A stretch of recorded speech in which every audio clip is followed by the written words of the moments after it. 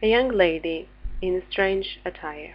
She's wearing a tall hat, a velvet cape of dark color and golden embroidery.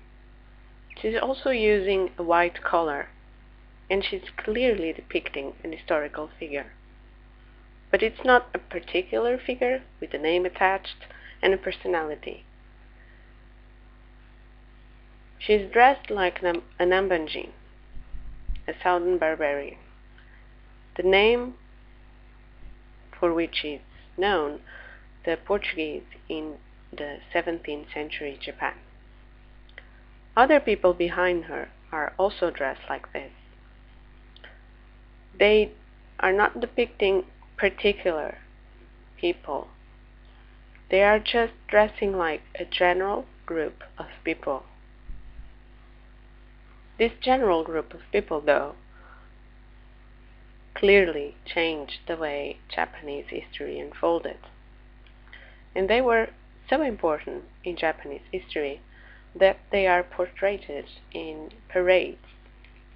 These historical parades within festivals of ages called jidai matsuri are usually just enacted by Japanese. Japanese people are dressed like the Portuguese foreign merchants at the time.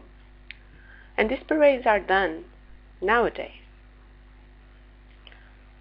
So these people find it so important to clearly depict the archetype of the Nambansen group that they put a lot of effort and investment and time in creating the correct costume. And what they use as a source to create this costume are a group of objects called Namban bijutsu, Namban art, and specifically a type of objects within this group, which are the folding screens, Namban byobo. They were painted, they were created in the 17th century. They are sort of bidimensional because it's an image, a painted image. But they depict clearly the lively environment in the port cities of southern Japan, and the fact that the official image of the Namban jidai, or the age of Namban, were the Japanese meeting the Portuguese, and the Portuguese parading along Japanese streets with all their different and exotic ways to dress, ways to talk, animals, silk, and food. So this is an image of the Nambansen parading on the street. This is a typical image of that scene. Usually the folding screens come in pairs, and they are seen in museums, galleries, or collections, which people might visit. They are also seen in catalogs or school books in both countries, Portugal and Japan. Though the Namban art is not just something that we can deal with when we go to a museum,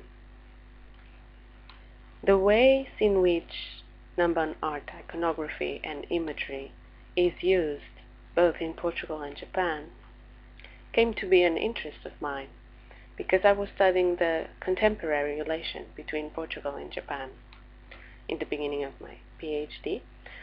And in my fieldwork, I realized that the ways in which Namban imagery, Namban iconography, or uses of the Namban byobo images, as you want to call it, is very, very different in Portugal and in Japan. It means different things, and I will explain exactly what it means. This is the cover of a book, and in this cover we can see the recognizable Namban art iconography. We can see the part of the boat, the vessel, and we can see the images fragmented. The book is in itself the fragmentation of a narrative. Finalmente Pinto, a Portuguese a sailor, is telling its own histories within his life history. And though there is a lot of discussion about how true and how mythological or elusive his descriptions are, the point is that for Namban's narrative is a narrative about struggles and about going very, very far away and finding your limits and surpassing your limits. He's not a hero. He's just someone that tells how difficult it was traveling along Portuguese routes, most of all in the Far East. So Peregrinação for Namban's Pinto was published many times, but this edition is from 1989, and it was an edition from a special committee, we can say. It was the committee that the government created in the late 80s, and it lasted all along the 90s, about the celebration of Portuguese discoveries. So around the late 80s and 90s, we were about to celebrate roughly the 500th anniversary of most discoveries. And this committee job was to get published a lot of books, essays, to do exhibitions about it, and so on. So for the cover of this book, in this context, they choose Namban art iconography, and they choose the part in the Namban Biobo in which they depict the vessel in itself, the boat. So in my previous video conference, I've shown how Nambanjin is an archetype of the Namban jidai, or the age of the Namban in Japan. But now I'll show you how the boat is also another very strong icon, another archetype of that age, and how the boat is widely used. This archetype is even stronger in Japan, but also in Portugal. It was very important. This is another example. This is the cover of a catalogue. The exhibition was called Encompassing the Globe, Portugal and the World in the 16th and 17th centuries, and it was created by the Smithsonian in the United States. In 2009, so 10 years after the other book cover, the exhibition came to Portugal, and it had a subtitle of Portugal e o Mundo nos séculos XVI e XVII. I don't think this exhibition ever came to Japan, sadly. The exhibition was not about Namban art. Even the other book was not about Japan. Namban's Pinto went everywhere. And this exhibition was also about pretty much everywhere the Portuguese have been. But again, the idea that you're telling a tale of seafaring, a tale of routes, a tale of exchanging information and knowledge with other people, the fact that when you want to show that, you choose the image of the Namban art, it's very significant. In the Namban Biobo, golden foil is used, and sometimes it's a pattern is applied, a three-dimensional pattern, though it's very thin, very delicate. In other works of art, the golden foil is plain. So, in any way, it reflects light. It works better in the environments that are not very highly illuminated, so it could reflect more the tiny light that enters the room. Museums display are not the best way to see the works of art. This one particularly. Anyway, the golden foil and the fact that it is golden, it's very appealing, and one of my hypotheses dealing with the vast history of the use of golden foil and golden color in Western art, one of my hypotheses comes from that. The fact that it's so appealing in West has to do with such a big amount of golden surface. I will not go deeper into this in this video conference. I just wanted you to notice that both in the other book cover and in this one, they choose details about a boat, about the boat, and about the environment with the golden foil in it. So because the detail is about the boat and the golden foil, it's very easy for the viewer to understand that this is the detail of other image, because Namban Byobo are widely known in these museum collections, and just one detail like this can make the effect of getting you to realize, oh, this is where it is coming from. The image of the vessel called Kurofune, or the big black ship that enters Nagasaki port, as an icon of the whole Namban jidai, and in some ways also has an icon of the Portuguese seafaring and the eventual arrival to Japan. It's not something that is only happening in book covers of narrations of history or in book covers of catalogs. It's something that happens even in an elementary, non-professional level. It's not so common in Portugal as it is in Japan to use this detail in school books to tell children the story about the Portuguese presence in Japan. And the reason why it is not so widely used in Portugal is simply because the Portuguese presence in Japan is almost never mentioned in school, at least in the subject of history during elementary and middle school. And in Japan, it's more stressed. The point is more stressed. So the images are also depicted in school books. But in Portugal, it happened even at the level of news, reports, television, and so on. And it happened to me, related to my work as well. So I'm doing this research for quite some time now, and I've returned to Portugal already, and I was working on the celebration of the 470th anniversary of relation between Portugal and Japan. And one of my colleagues in a very small group of people, but anyway, we could call it kind of a committee, though we were just three people, but one of my colleagues were in charge of creating the design for our project, and he immediately thought about Namban art and using a detail of the boat and the port. And well, I didn't want to interfere. Of course, I have a critical point of view about this because this is my research, and I can't have an innocent eye about it. But he was the designer, so fortunately I didn't have to make the decisions. I could just watch and kind of research the process too, though I was in the middle of it as well.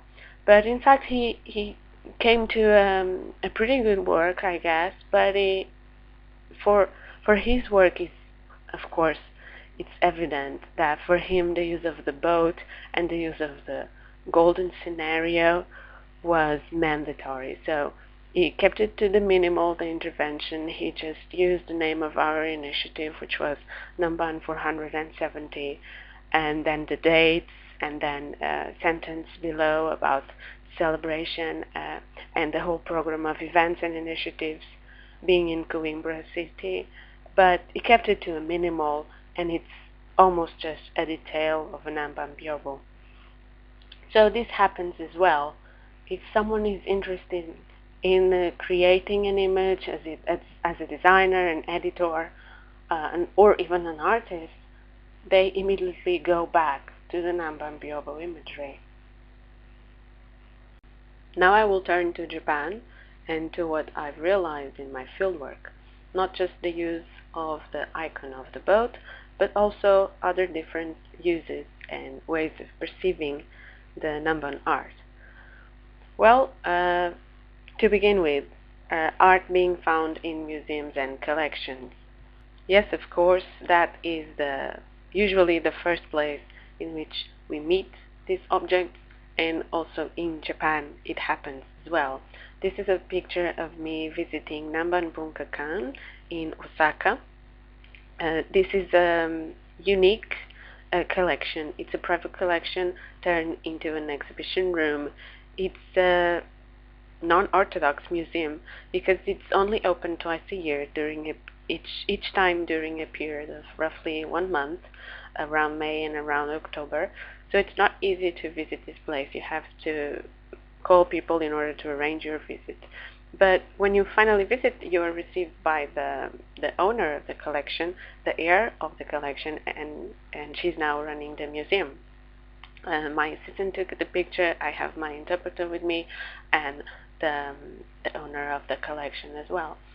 And we were discussing the pieces we were looking at, and I was realizing how unique this collection was, because the items in display were the original ones from 17th century. In the West in general, in Western museums, we have authentic works of art. We like to call them authentic because they are the so-called real ones. But in Japan, it's very common to have replicas in display, and the original or authentic ones, if we want to apply the Western notions of it, not being the ones in display. But in this collection, everything in display was from the 17th century. That was already uncommon. But the other thing is that this museum allowed other exhibition rooms to make replicas of their work. So museums in universities and museums in local associations, well, they call themselves museums, but sometimes they are just small exhibition rooms. And they had a lot of, I found replicas of these artworks everywhere in Japan. So Namban Bukakan in Osaka is actually a source for a lot of other images. But sometimes images are not exact replicas. Sometimes they don't ask the permission to a museum, they don't go there, and they don't do a so-called proper replica. Sometimes images created having Namban art as a source are more freely created. So that they aim to quote a certain age, and they aim to quote a certain imagery, because visual culture can also quote itself. Visual anthropologists are working about how does it work theoretically. Basically, it's quoting. I was saying images are not just quoting works of art or being just replicas of works of art. The way in which Namban art imagery travels around Japan and it's used for specific purposes, and I haven't come to that point yet, has a lot of creativity, inventivity, and not being too tied by an official replica of a work of art. At least not too tied, and not as tied as in the West, in which notions of authenticity and original and replica have a lot of theoretical, a very theoretical heavy charge to it. And even the practices around images tend to be more strict. This is Araki Hotel. It's the staircase of an hotel in Tanegashima Island, Japan. The hotel I've stayed while in Tanegashima. And as you can see, they have in the middle of the staircase this. Yes, this is supposed to be a reproduction of an Namban. Though this is not an accurate reproduction of an Namban, it's kind of a detail of it. It doesn't have the number of panels a folding screen should have. It's not golden foil, it's different materials and so on. But it quotes the visual culture associated to Namban jidai. It's completely evident for the Japanese traveler, because this hotel and usually most of travelers in Tanegashima, namely in Nishino-Omote, are Japanese travelers. It will be evident for the Japanese traveler that he was seeing an image related to the Namban jidai.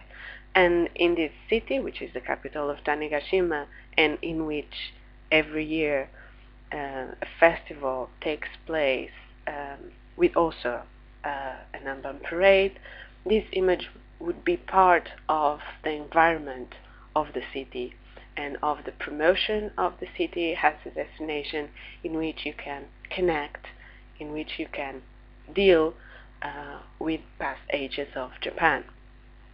So this image being created for an hotel, which is a place related to tourism practices and traveling and sort of going out of your own reality and entering an alternate reality, which tends to be an historical one in Tanegashima, is very significant altogether. Another image I wanted to show you, which is a very creative way to use imagery coming from folding screens but completely transformed, is this one. This picture was taken in the outside of Oita Historical Museum, and this is a particular interesting image, and I will show you why. Folding screens are usually made in pairs, so if the theme of the pair is the traveling of the Southern barbarians to Japan, the first folding screen depicts the departure of the ship in a foreign land port, so it is drawn exotically unknown. And then the second folding screen, we have the vessel arriving to a Japanese port, presumably Nagasaki, being unloaded, the Nambansen parading, and so on.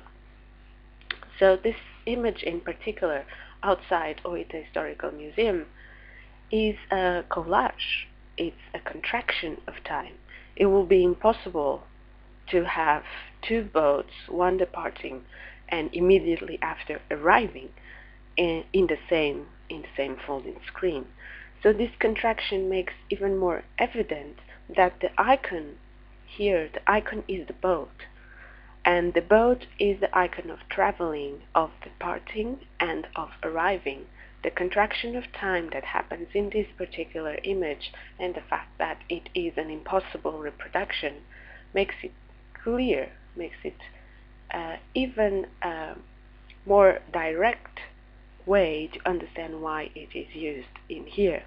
And because it is in front of the historical museum, it invites people to go into the museum and explore more the history of Oita, which was close to Itsuki and the Beppo Bay. Images like the ones I've shown you, they appear in institutions, they appear in hotels, they appear in advertisement campaigns, they appear in posters, and sometimes they appear inside people's houses. And this is another level of intimacy with images. Every anthropologist knows that taking an image inside your home means something.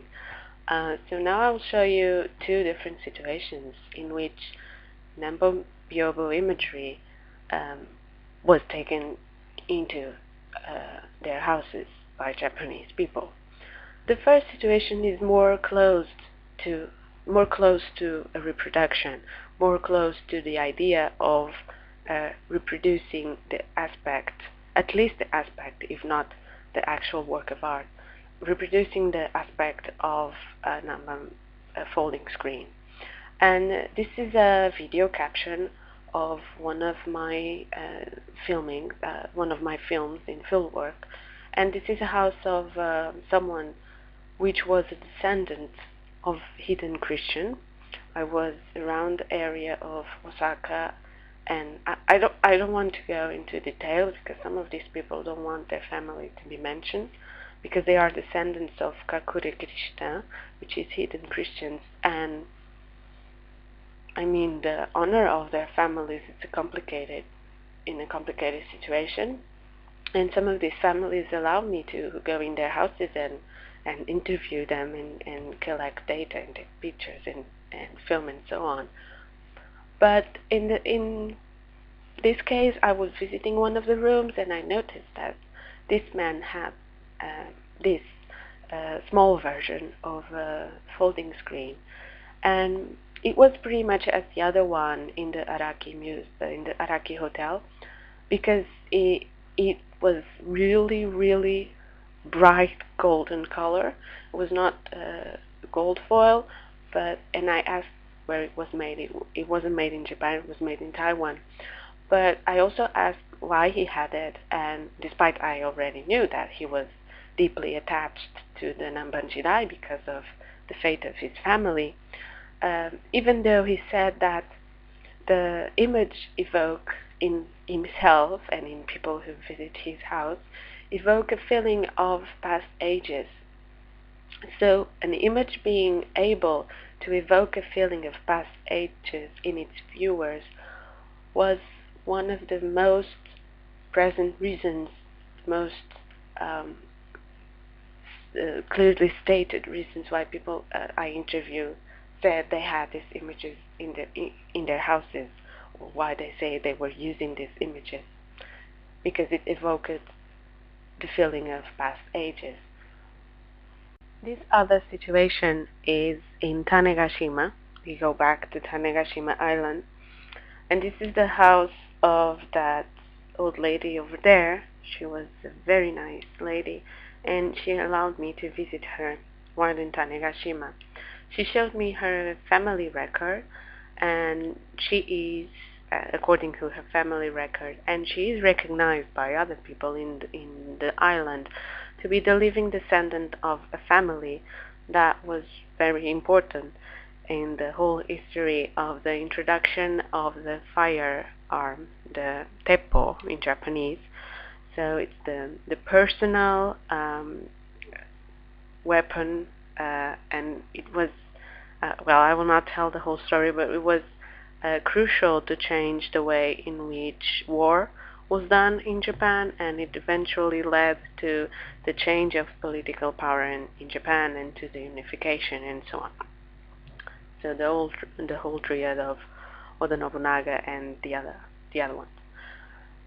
So the introduction of the technology to produce the weapons in Tanegashima has a mythology attached to it, a sort of folklore tale, and it's about a young lady called Wakasa that was given in exchange of the secret to produce the weapon.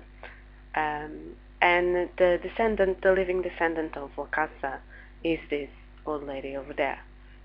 And in her living room, in her humble house, she doesn't have very realistic reproduction of a Namban Byobu. She doesn't have a very golden image of the Namban Jidai, but she has what she can have, according to her well-being, which is a kind of naive portrait of a Nambansen, the boat that was the boat of the foreigners at the time. And though this is a very naive image, and it's not an antique, it's not even a reproduction of an antique, though this is a very simple image, the main icons are there.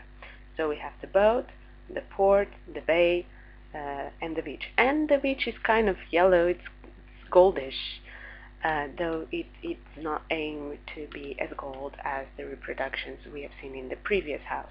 But this was what she could have in her house, and again, she stated, exactly like the other man, she stated when I asked her, why do you have this image over there, and for all means, it's on top of the front door and the living room, so it's important.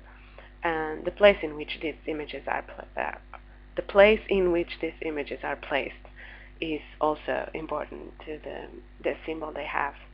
And again, she said, well, this has to do with my family. Of course, it was again a family connection. And she also stated that this image evoked the feeling of past ages.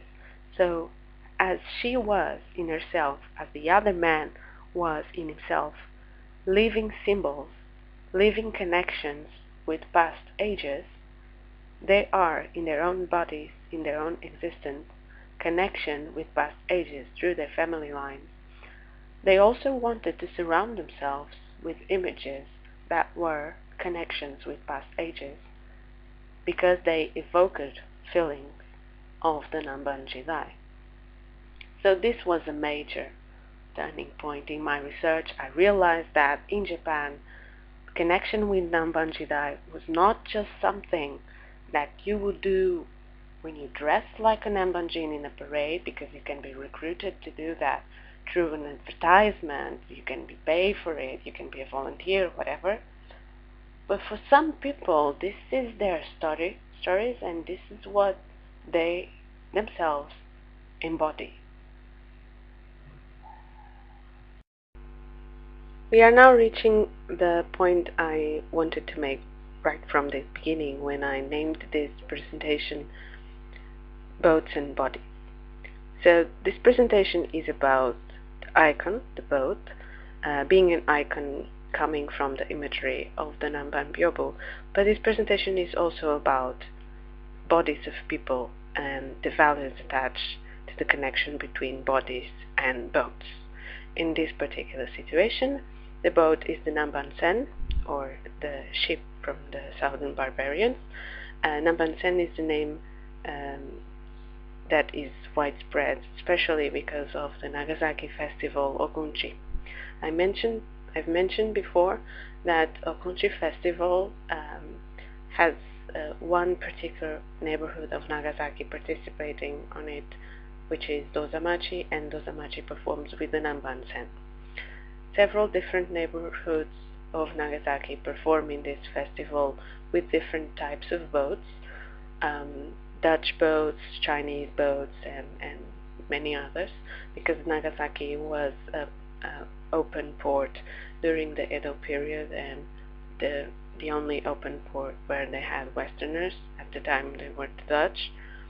But the history of the opening of the port of Nagasaki is connected with the Portuguese presence in Japan, and Dozamachi chose, during our interviews I've realized that Dozamachi chose the Nambansen later on, around the late 80s, and they constructed a boat, a replica, or, well, as close as they could do it, and they even used sails with the monarchy flag of Portugal. When they are rehearsing to do the performance of the Nambansen, they use, for instance, t-shirts with symbols of the Portuguese football team, because they want everything to have something to do with Portugal, even today. So they are enacting an historical time, but they want everything to be connected to Portugal in some way. So these pictures were taken in 2010, which was the last time the Nambansen performed, and the first row, the upper row of pictures, are in sewer shrine. So we can see that the performance has a large, very large audience. In this place, it's hundreds of people, but in the whole sewer shrine, it's thousands of people. And the performance consists in a sort of dance with the boat. So in the upper row of pictures, in the middle one, we see men dressed in a traditional Japanese style of dress. It's a sort of kimono, and they are dressed in this white and blue colored kimono, and inside the boat there are children dressed like Nambanjin. The children are playing instruments and screaming at particular rhythm and time. Well, everything is very loud now. Everyone is screaming and chanting, and everything is written, and everything is according to the program. But because we are not getting into the sound here, we're just looking at the pictures, I wanted you to notice that inside the boat they are dressed like the Nambanjin.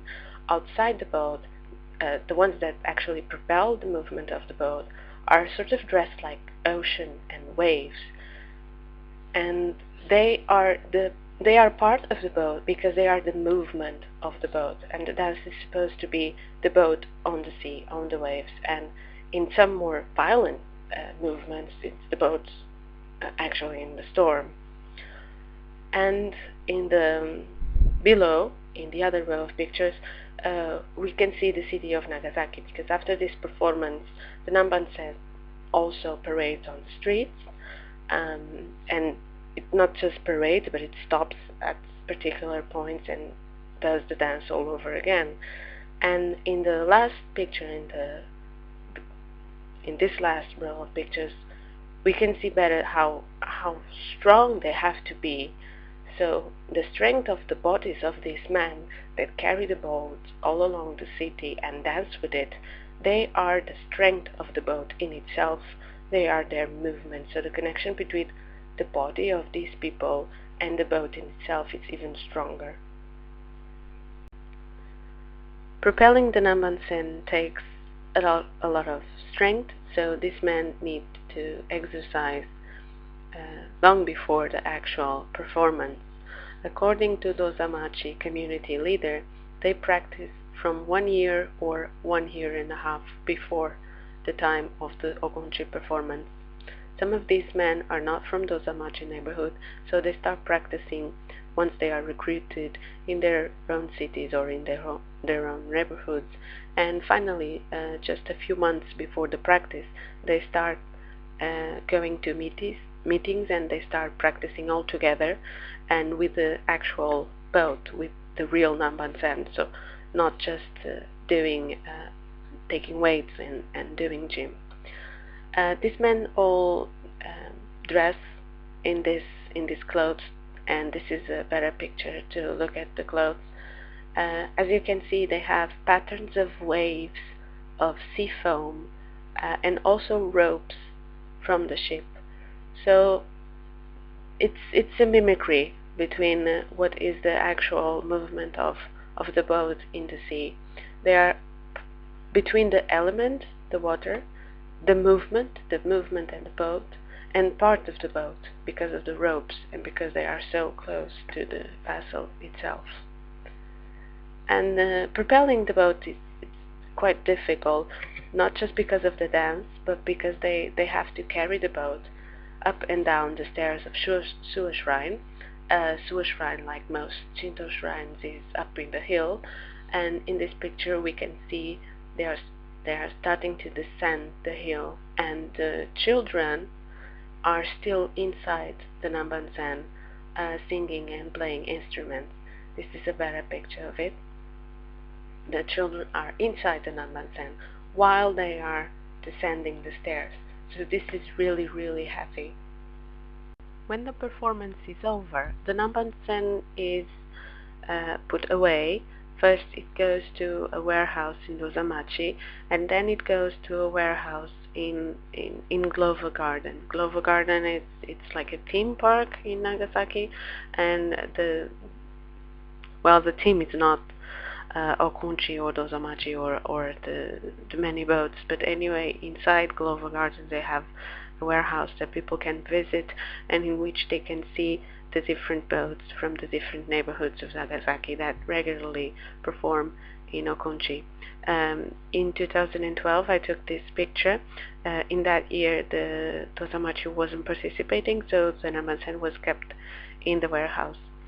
So without the people involved, without the children dressed as Nambanjin, and without the grown-up man dressed in that kimono that is sort of both the sea, the waves, the foam, and the movement, and the force of the traveling of the boat in itself. So it's not they are not representing a person or a group of people. They are representing the movement in itself. Without the people that represent either the group of Nambanjin or the movement of the boat, this boat is just a carcass, just empty. It's not alive anymore. It comes to life in the performances, but it's just like pretty much as the African masks. Once it's not used, it's dead or it's not alive.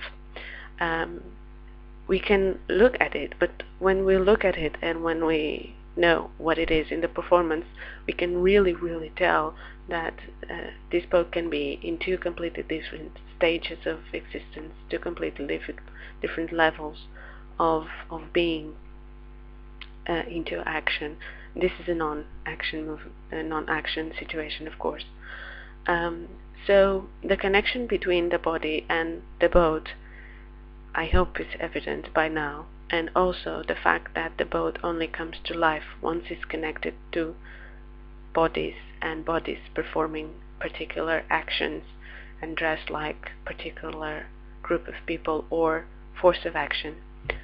It's really, really important in all this process of understanding the Nambansen performance.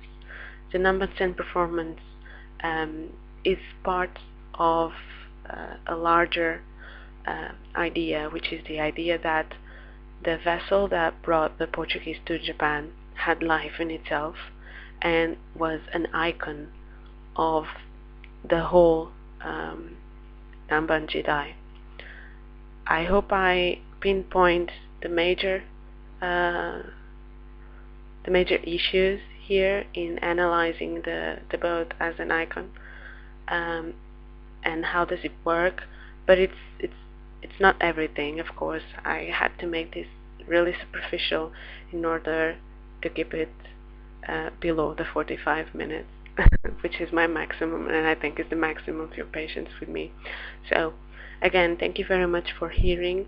I would very much like to know what you all think about this, especially if you are also a PhD student or a teacher or someone interested in these subjects. I need to discuss these themes with people that want to discuss them with me and are at least a little bit knowledgeable of these matters, because I want to be a scholar about this and hopefully find a job in the university later on. Anyways, thank you, and please comment. Please look at the words that are now passing by the screen.